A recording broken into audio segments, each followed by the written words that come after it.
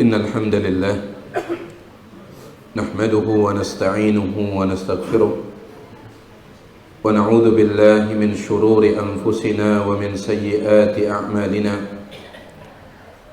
من يهده الله فلا مضل له ومن يضلل فلا هادي له وأشهد أن لا إله إلا الله وحده لا شريك له وأشهد أن محمدا عبده ورسوله أما بعد فإن أصدق الحديث كتاب الله وخير الهدي هدي محمد صلى الله عليه وسلم وشر الأمور محدثاتها فإن كل محدثة بدعة وكل بدعة ضلالة وكل ضلالة في النار.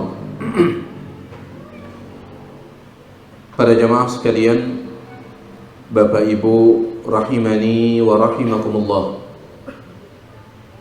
Alhamdulillah,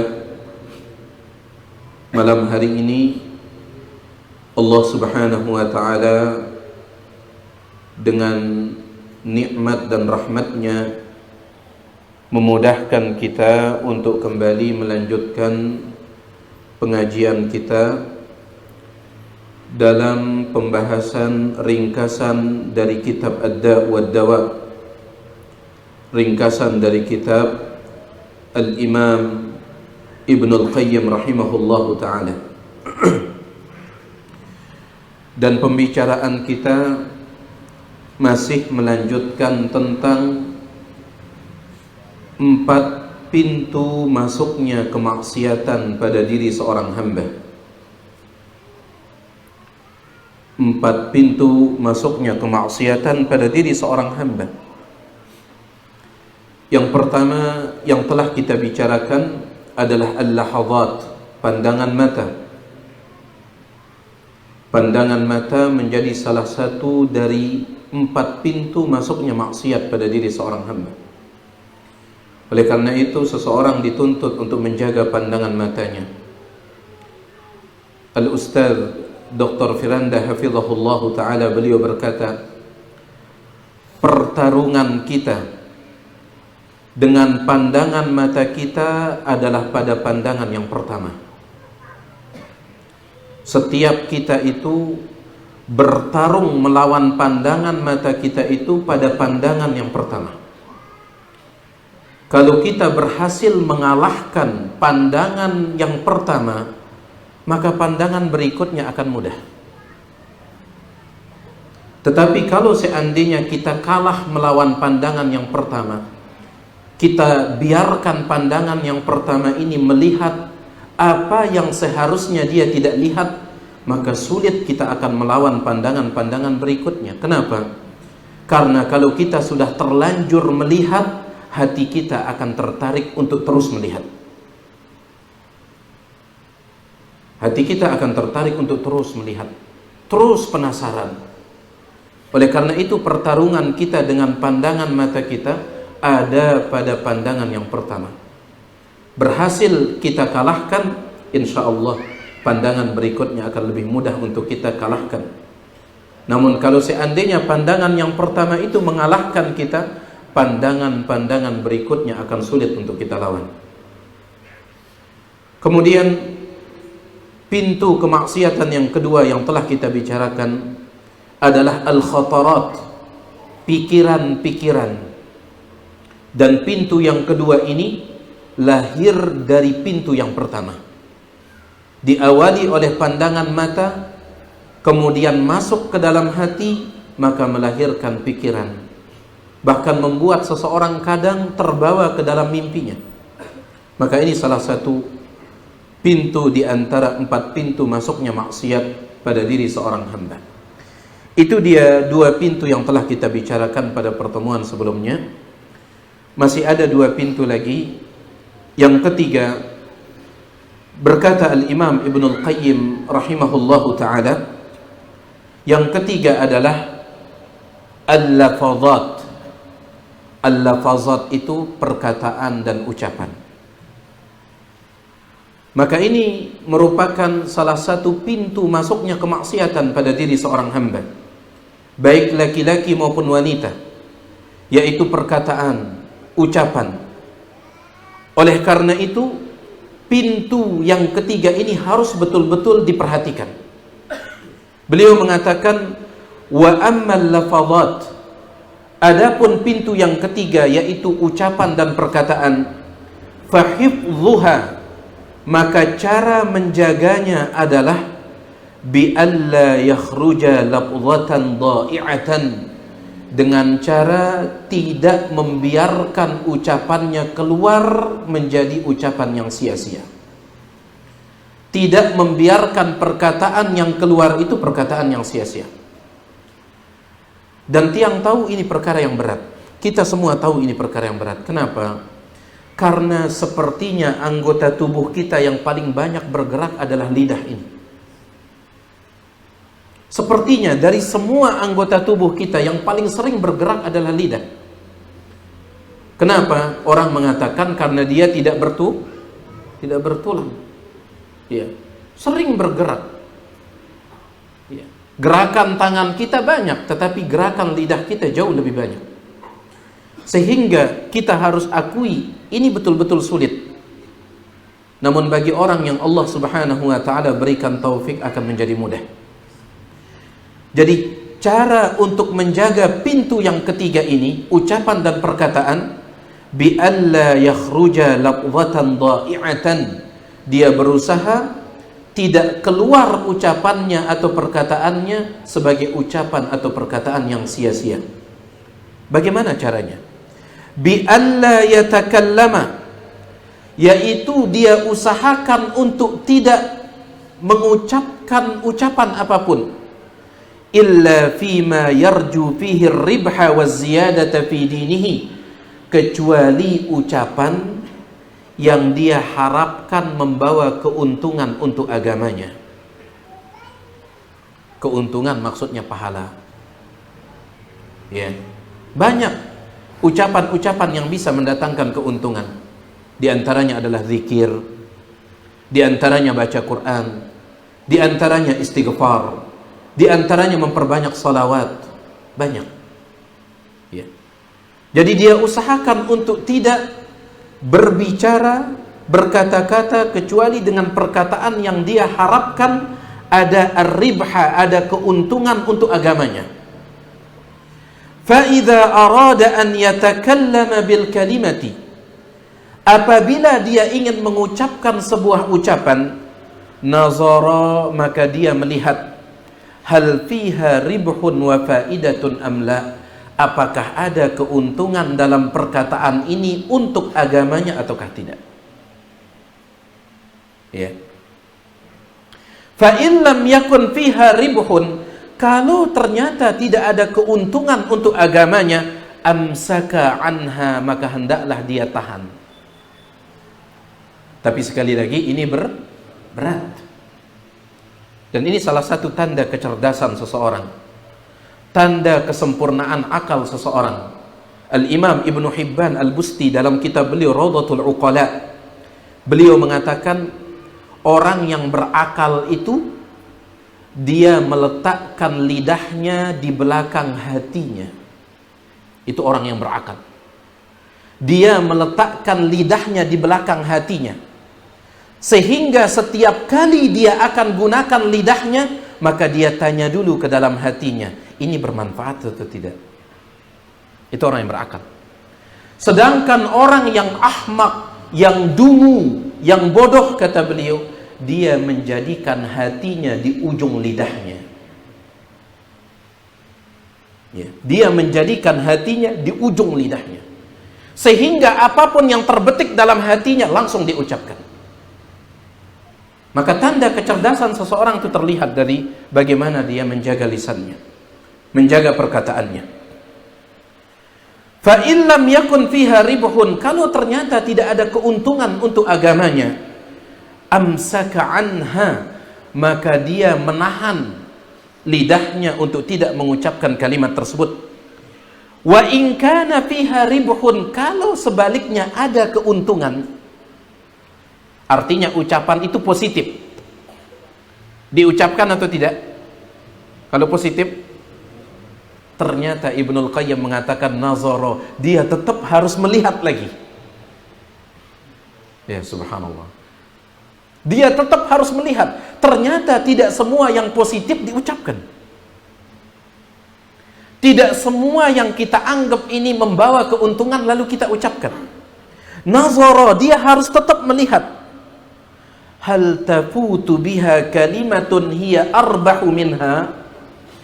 Apakah kalau dia ucapkan kalimat yang positif ini akan terluput darinya kalimat yang lebih positif atau tidak?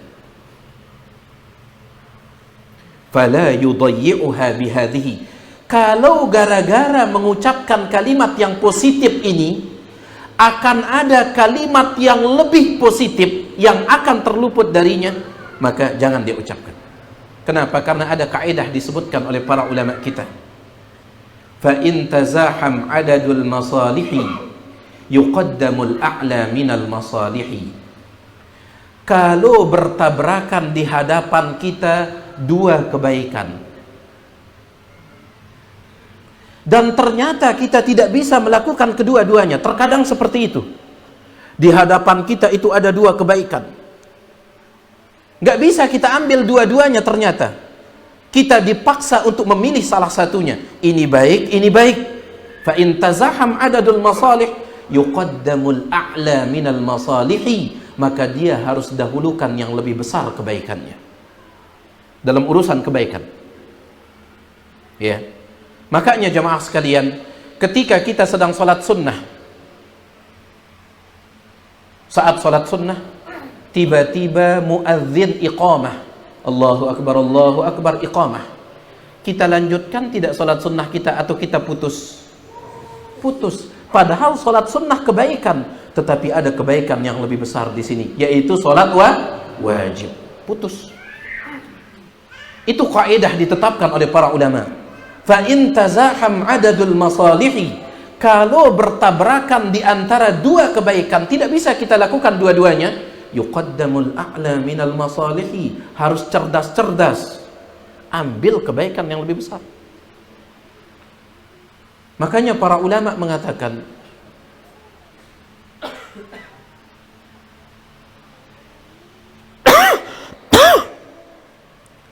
ketika kita mendapatkan undangan, misalkan undangan walimatul urs, walimah pernikahan, menurut kebanyakan ulama wajib untuk dihadiri, kecuali kalau ada penghalang yang lebih wajib daripada itu.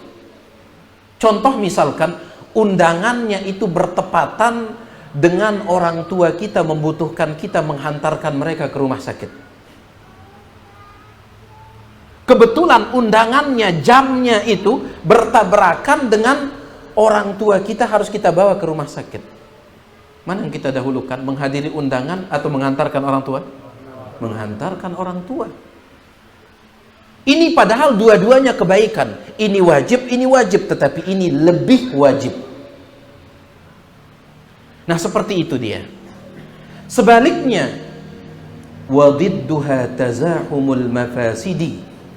Lawannya adalah kita berhadapan dengan dua keburukan dan kita dipaksa untuk mengambil salah satunya oleh keadaan. Kalau kita bisa membuang kedua keburukan itu bagus, harus kita buang, harus kita jauhi. Tapi dalam sebuah keadaan terkadang kita harus pilih salah satu. Ini keburukan, ini keburukan. Yurtakabul adna minal mafasidi, maka harus pilih keburukan yang lebih ringan. Harus pilih keburukan yang lebih ringan. Nah, Ibnul Qayyim rahimahullah mengatakan, kalau ucapan itu positif, langsung diucapkan tidak? Lihat dulu. Lihat dulu. Ada tidak ucapan yang lebih positif daripada ini? Yang ucapan yang lebih positif itu akan luput gara-gara kita mengucapkan ucapan yang positif. Kalau seandainya seperti itu, maka jangan ucapkan ucapan ini. Karena ada yang lebih positif, ada yang lebih besar. Ini kita bicara teori ya, praktik sulit. Ya.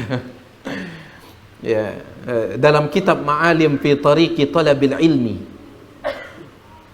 ditulis oleh Syekh Abdul Aziz As-Sadahan hafizahullah taala. Ketika beliau membahas tentang hasad di antara para penuntut ilmu dan para dai,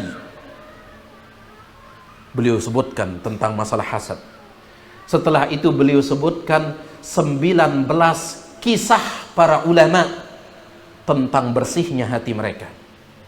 Lalu beliau mengatakan, membaca kisah-kisah ini sangat mudah, yang sulit adalah mengikutinya. Seperti itu. Ini teori ya, tapi mudah-mudahanlah kita bisa, mudah-mudahan. Kan diawali oleh teori dulu. Ya, bukankah begitu Abu Yogi ya? Teori dulu.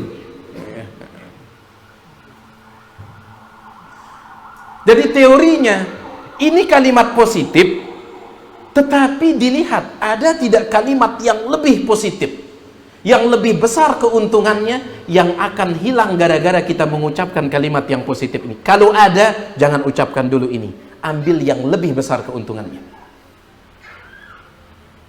Baik. Jadi sangat penting sekali menjaga lidah ini. Lalu beliau mengatakan, wa idza aradta, dan apabila engkau ingin antastadilla ala ma fil qalbi, untuk mengetahui apa yang tersimpan di dalam hati. Kalau Anda ingin mengetahui apa yang tersimpan di dalam hati, fastadilla alaihi biharakatil lisan, maka lihatlah melalui gerakan lisan orang itu. Maksudnya melalui ucapan. Fa innahu, karena lisan seseorang, yutli'uka, akan memperlihatkan untuk Anda ala ma fil qalbi, apa yang ada di dalam hatinya. Sya'a sahibu am aba, entah pemiliknya itu mau ataupun tidak mau. Dulu sebagian ulama mengatakan, ma fika, apa yang ada di dalam dirimu, zahara min fika, akan terlihat dari mulutmu. Ya. Sebagian ulama mengatakan, kita tidak akan mengenal seseorang sampai orang itu berbicara. Semakin banyak dia berbicara, semakin dia menyingkap dirinya. Semakin dia menyingkap dirinya, semakin banyak dia ngomong, oh kita tahu orangnya ternyata nyerocos orangnya. Ya. Ternyata orangnya begini. Dari apa? Dari ucapannya. Terutama ucapan yang keceplosan. Kenapa jamaah sekalian? Karena kepura-puraan itu tidak akan bisa bertahan. Kita berusaha pura-pura menahan diri kita, suatu saat nanti akan tersingkap kepura-puraan itu. Di antaranya melalui ucapan. Ma fika, apa yang ada di dalam diri Anda, zahara, akan tampak terlihat min fika, dari mulut Anda. Kita mau ataupun tidak mau. Sya'a sahibuhu, pemiliknya mau, am aba, ataupun tidak mau. Ya. Qala Yahya bin Mu'adz, berkata Yahya bin Mu'adz, salah seorang ulama tabi'in, al-qulubu kal-quduri, hati manusia ini seperti panci. Panci yang kita gunakan menyimpan banyak benda. Ya, mau lauk, mau macam. Begitu pula dengan hati kita ini, wadah yang kita gunakan menyimpan banyak rahasia. Hati kita. Al-qulubu kal-qudur, hati itu ibarat panci.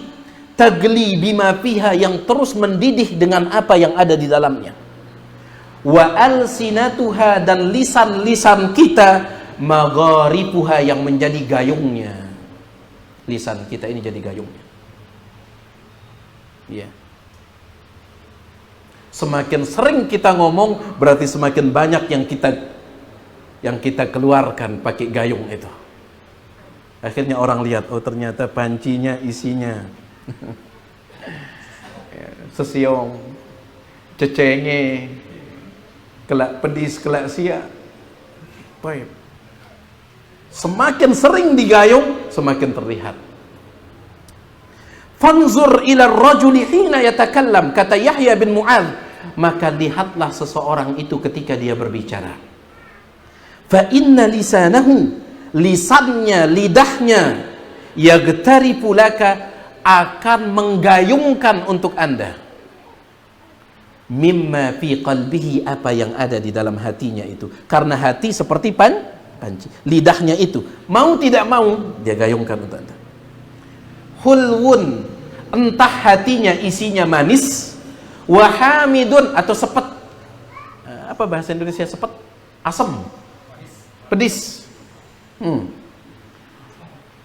Orang bisa saja ngomong manis-manis, tapi hatinya sepet sama kita. Nanti insya Allah kelihatan sepetnya itu. Seperti yang kita katakan tadi, kepura-puraan itu tidak bertahan. Kenapa? Karena kepura-puraan itu kemunafikan, dan kemunafikan pasti Allah bongkar. Hulwun, manis isi hatinya akan terlihat dari lidahnya. Wahamidun, sepet, pedis, asam. Wa'adbun, seger. Wa ujajun, asin, semuanya akan. Subhanallah. Wa ghairu dzalik. Wa yubinu laka ta'ma qalbihi, akan jelas bagi Anda rasa hatinya.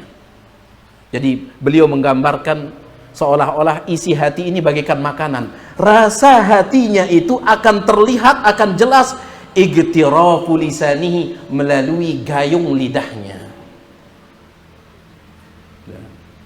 Ya tinggi bahasa ulama kita dulu ya, luar biasa mereka. Ini Imam Yahya bin Mu'adz, salah seorang ulama tabi'in.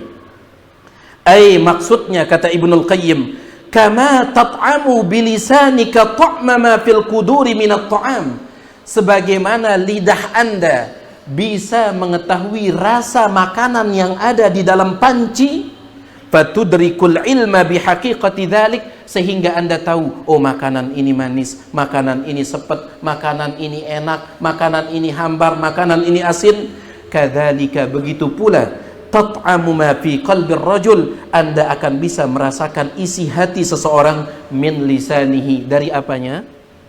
Dari lisannya. Fatadzuku ma fi qalbihi, sehingga Anda akan mencicipi hatinya, min lisanihi, dari lisannya. Kan banyak kita mengatakan, saya kira dia orangnya baik, ternyata sepet orangnya.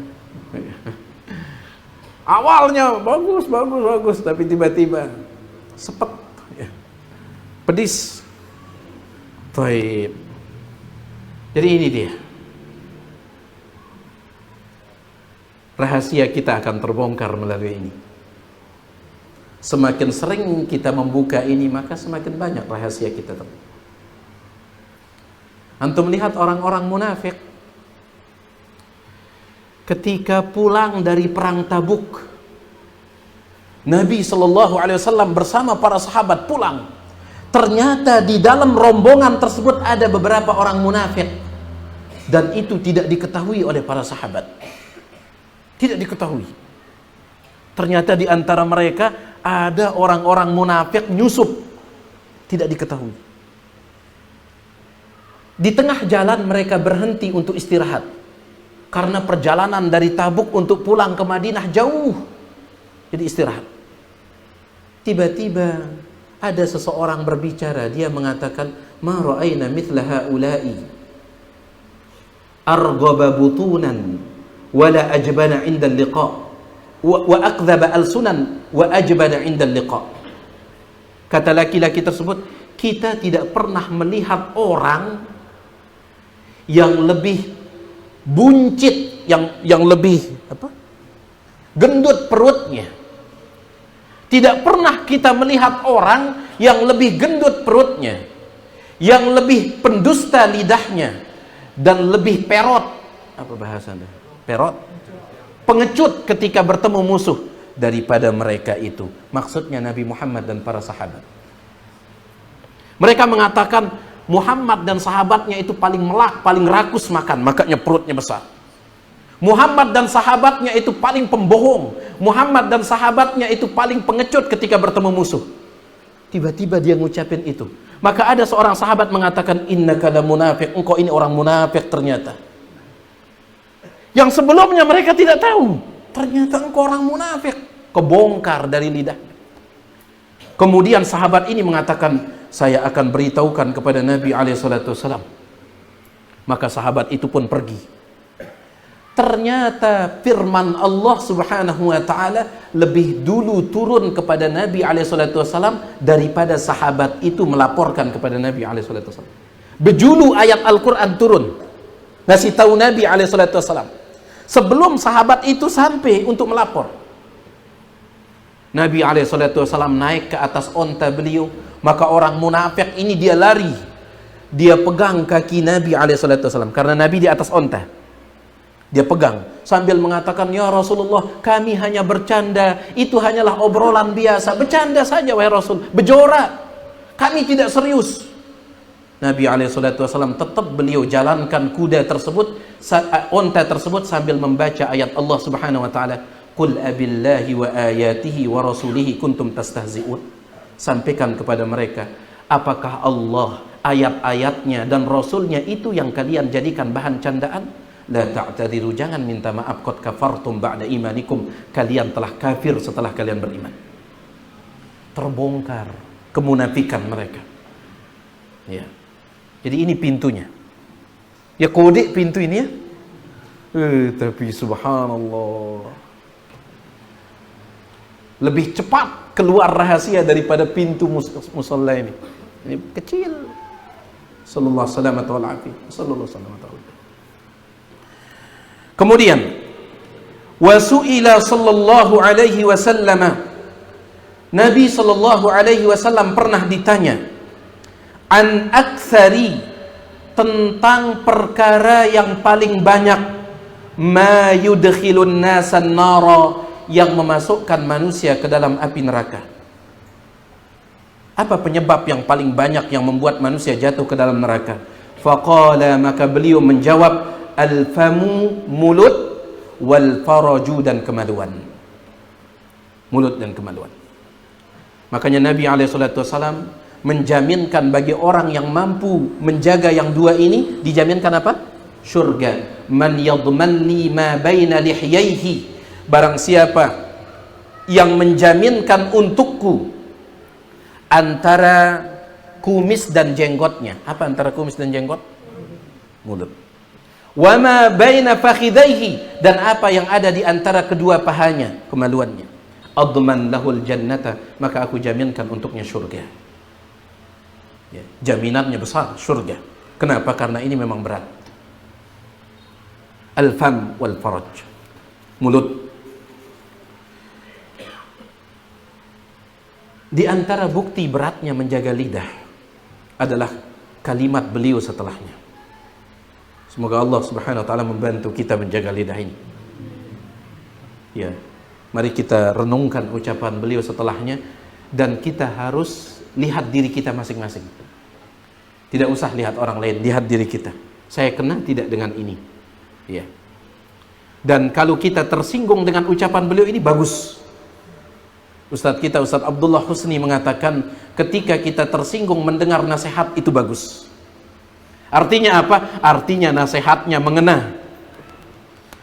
Lamun dek terpeduli,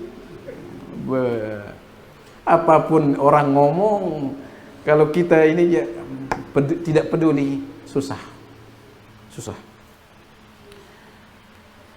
Seandainya kita masih seperti yang beliau sebutkan, mudah-mudahan kita tersinggung dan segera memperbaiki diri. Beliau mengatakan, wa minal ajabi, di antara hal yang sangat mengherankan, annal insana, bahwasanya seseorang, yahunu alaihi tahaffudhu wal ihtirazu, mudah bagi dia untuk menjaga diri, min aklil haram, dari memakan yang haram. Bisa dia tidak melakukan riba, bisa. Wadzulmi, bisa dia menjaga diri dari perbuatan zalim, tidak mengganggu orang, tidak memukul orang. Wazina, bisa dia menjaga diri dari perbuatan zina. Wasariqah, dari perbuatan mencuri. Wasyurbil khamri, dari minum khamr. Wa minan nadharil muharram, dari melihat yang haram. Wa ghairi dzalika, dan yang lainnya. Mudah dan bisa baginya melakukan itu. Wa yas'ubu alaihi, tetapi di saat yang sama dia sangat kesulitan at-tahaffudhu min harakati lisanihi, menjaga gerakan lidahnya.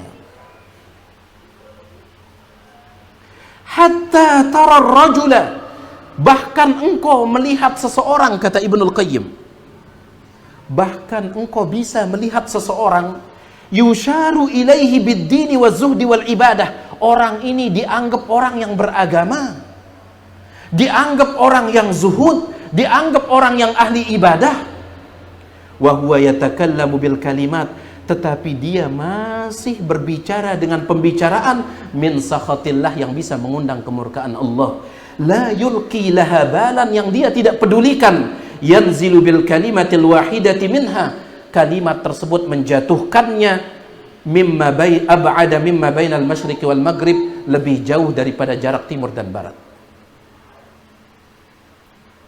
Bahkan subhanallah jemaah sekalian, terkadang ada pengajian isinya hanya gibah, isinya hanya gibah, tetapi ditutup dengan kata memperingatkan manusia dari si fulan, isinya hanya gibah. Makanya Ibnul Qayyim mengatakan, terkadang engkau melihat ada orang yang dikatakan sebagai orang yang sangat beragama, orang yang sangat zuhud, ahli ibadah, tetapi ya, Al-Imam Al-Bukhari rahimahullah mengatakan apa? Imam Al-Bukhari, antum tidak akan pernah menemukan perkataan Imam Bukhari tentang seorang perawi hadis Imam Bukhari mengatakan kadzab, pembohong orang ini. Imam Bukhari mengatakan dajjal orang, tidak pernah. Palingan Imam Bukhari mengatakan mungkarul hadis, orang ini hadisnya tidak dikenal. Ketika Imam Bukhari mengatakan orang ini hadisnya tidak dikenal, artinya jangan terima. Tapi beliau memilih kata-kata yang, beliau ketika ditanya kenapa, beliau mengatakan, saya tidak ingin bertemu dengan Allah membawa urusan dengan sama manusia. Tapi kita enteng sekali. Ya, subhanallah. Betul tidak perkataan Ibnul Qayyim ini? Saya tersinggung. Mudah-mudahan ada di antara kita juga tersinggung ya. Kalau memang betul ada ini pada diri kita. Tapi kalau seandainya tidak ada, fahmadillah, maka pujilah Allah subhanahu wa ta'ala. Ya, pujilah Allah. Wa kam tara min rajulin, betapa banyak engkau melihat seseorang mutawarri'in anil fawahishi wa dhulmi, dia sangat hati-hati terhadap perbuatan keji dan perbuatan zalim. Walisanuhu, sedangkan lidahnya di saat yang sama, lidahnya yafri, merobek fi a'radi, kehormatan al-ahya'i wal amwat, orang yang masih hidup bahkan orang yang telah mati. Orang yang telah mati pun tidak selamat dari lidahnya.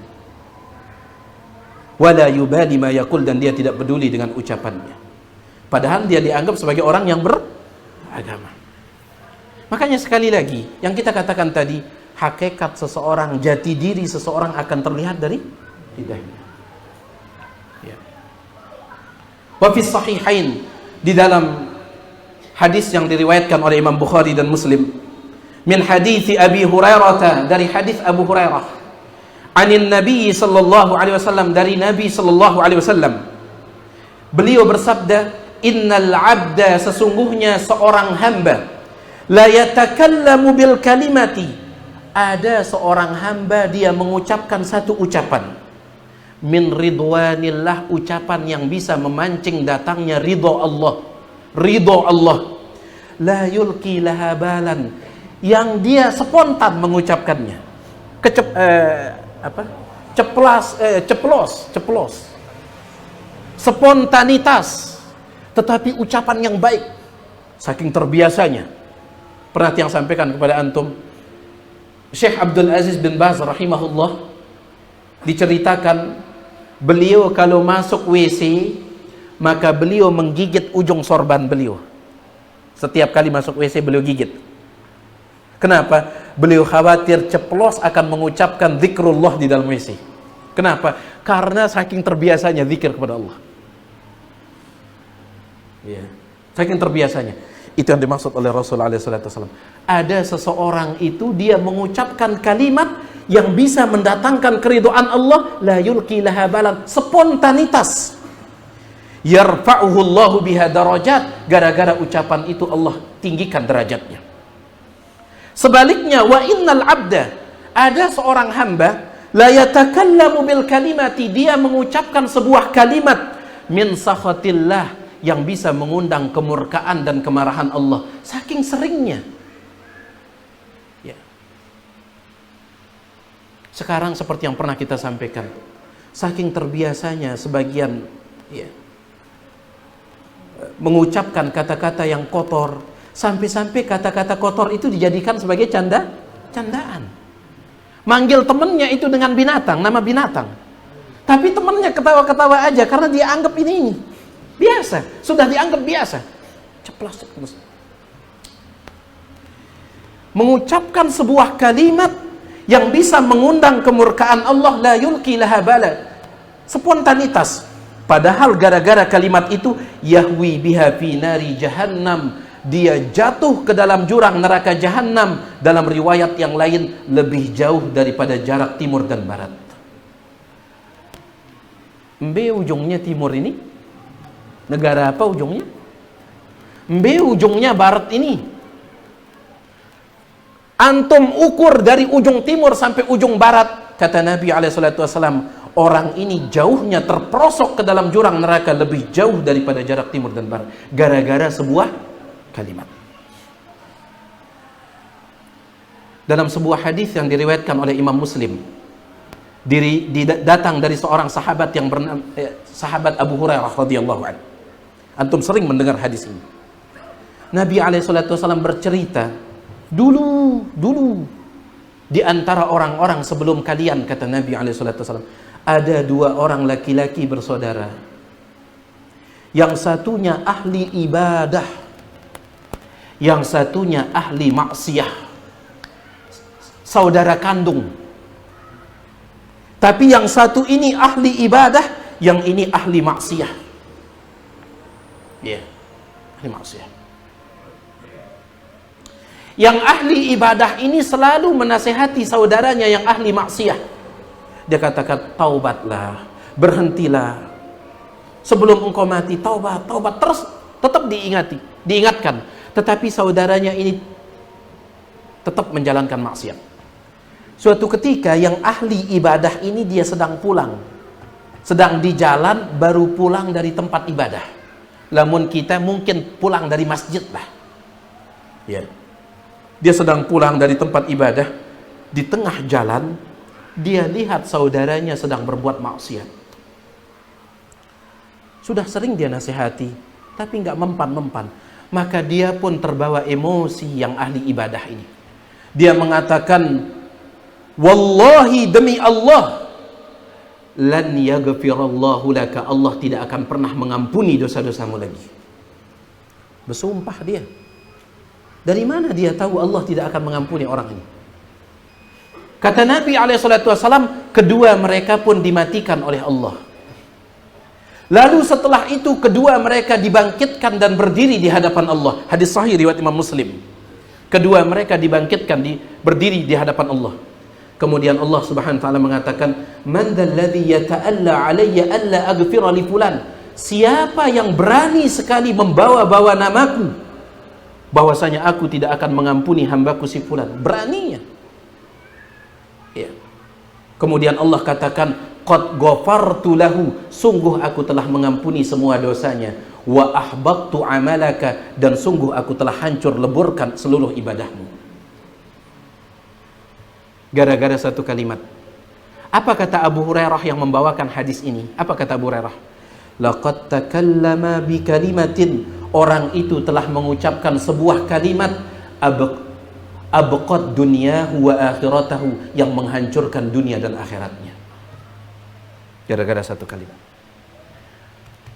Ibadahnya itu nggak ada artinya, hancur lebur. Yang ini dimaafkan oleh Allah Subhanahu wa taala. Makanya subhanallah, luar biasa lidah ini. Ya, luar biasa. Cuman jamaah sekalian, ada dua penyakit lidah yang harus diwaspadai. Yang pertama penyakit berbicara, yang kedua penyakit diam. Hati-hati, Ibnul Qayyim menyebutkannya sekarang. Balagu masalahnya buwe waktu kita ini. Iya. Mami tuan, Bu, ya waktu kita. Lanjutkan sedikit saja. Mohon maaf ini, lanjutkan sedikit. Karena pekan kemarin kan kita libur. Qadarullah libur. Jadi bolehlah sekali sebulan juga nih. Antum jangan dendam sama saya. Wafil lisani, terkait dengan lisan, afatani, ada dua penyakit azimatani yang besar. Dua penyakit yang besar. In khalasa min ihdahuma, kalau seseorang berhasil selamat dari salah satunya, lam yakhlus minal ukhra, belum tentu dia selamat dari penyakit yang kedua. Orang yang Allah berikan taufik, yang Allah selamatkan dari dua-duanya. Hati-hati. Ternyata penyakit lidah itu bukan hanya banyak ngomong. Yang pertama, afatul kalami, penyakit berbicara. Yang kedua, wa afatus sukuti, penyakit sukut, diam. La ilah, ternyata diam itu juga bisa jadi penyakit. Diam yang bagaimana? Wa qad yakunu kullun minhuma, terkadang salah satu di antara keduanya a'zama isman, lebih besar dosanya, minal ukhra, daripada yang lain, fi waktiha, pada waktunya. Terkadang diam lebih besar dosanya dari bicara. Terkadang bicara lebih besar dosanya dari diam. Kapan itu? Kapan? Kan serba salah itu ini. Ngerawas penyakit, di ngerawas penyakit. Serba salah kita. Kapan itu? Yang pertama, penyakit diam. Fasakitu anil haqqi, yaitu diam dari kebenaran, tidak mau menjelaskan yang benar, tidak mau menjelaskan mana yang benar, mana yang salah. Dia sudah tahu ini tauhid, ini syirik, dia tahu ini ajaran Rasul, ini bukan ajaran Rasul, dia tahu, tapi tetap dia diam, dia sembunyikan. Kenapa? Takut kepentingannya akan hilang. Fasakitu anil haq, orang yang diam, tidak mau menjelaskan kebenaran, syaitonun akhras, itu adalah syaitan paku, kata beliau. Syaitan bisu. Ya ilaha illallah. Syaitan bisu.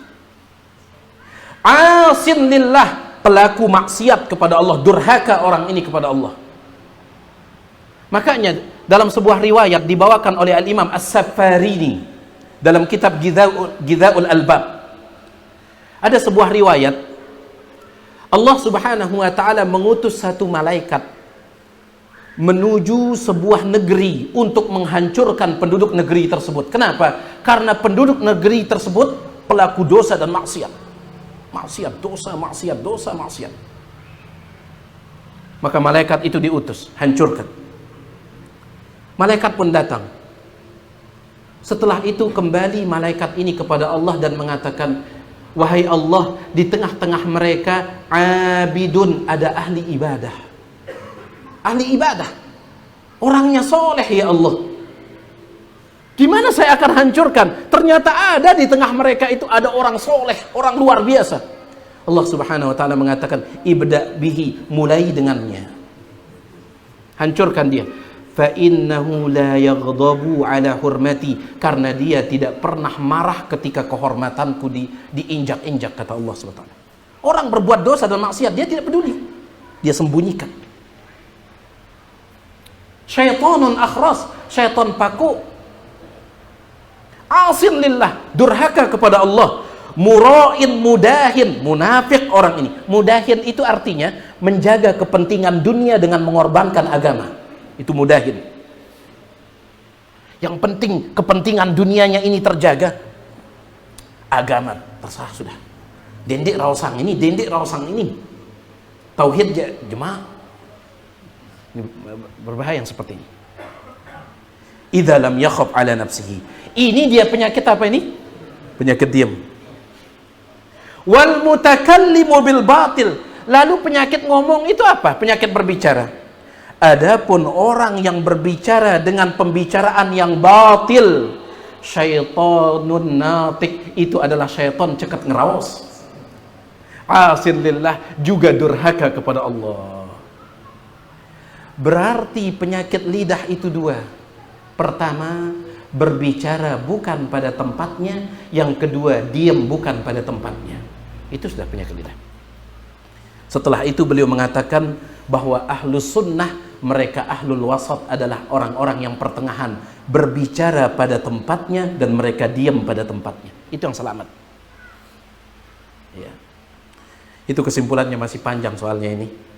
Wallahu ta'ala ala wa alam. Yang maaf atas segala kekurangan.